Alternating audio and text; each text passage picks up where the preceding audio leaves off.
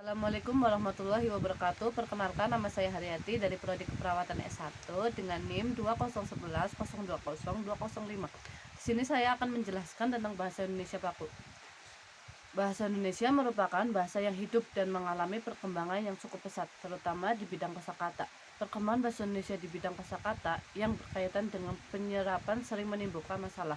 Ragam bahasa Indonesia adalah ragam yang dilembagakan dan diakui oleh sebagian besar masyarakat. Ragam baku dapat berupa ragam baku tulisan dan ragam baku lisan. Ragam bahasa Indonesia baku digunakan dalam situasi-situasi resmi seperti pidato dan ceramah. Penggunaan Indonesia baku artinya menggunakan bahasa Indonesia dengan pemilihan kosakata yang baku dan menggunakan kaidah-kaidah tata bahasa yang baku pula. Contoh kata baku yaitu khawatir, besok, dan nomor. Contoh tidak baku yaitu khawatir, besok, nomor. Bahasa Indonesia dan fungsinya. Bahasa Indonesia adalah suatu sistem dan tanda dihasilkan oleh alat ucap manusia yang bersifat arbitrer dan yang berdasarkan sepakatan orang-orang Indonesia. Fungsi umum bahasa Indonesia adalah sebagai alat komunikasi antara penduduk dan Indonesia. Masyarakat Indonesia bahasa suku yang satu sangat berbeda dengan suku yang lainnya. Agar masing-masing suku Indonesia dapat berkomunikasi, maka dibutuhkan bahasa penyatu, yaitu bahasa Indonesia. Kalimat dalam bahasa Indonesia. Kalimat bahasa Indonesia mempunyai dua pengertian. Dua pengertian ini mengacu pada konsep bahasa itu tersendiri, sebab bagaimana juga kalimat merupakan bagian dari bahasa. Bagian-bagian kalimat. Kalimat dilihat dari bentuknya dapat dirumuskan sebagai konstruksi sintaksis. Terbesar terdiri atas satu kata atau lebih. Kalimat dan clause.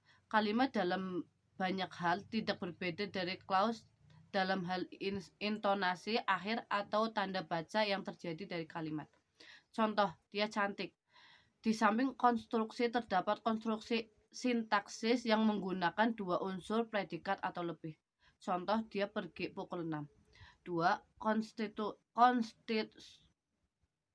Konstruksi kalimat. Kalimat merupakan konstruksi sintaksis terbesar yang terdiri atas dua kata atau lebih. Ini berarti bahwa kalimat merupakan suatu terbesar untuk pemberian sintaksis dan kata yang terkecil.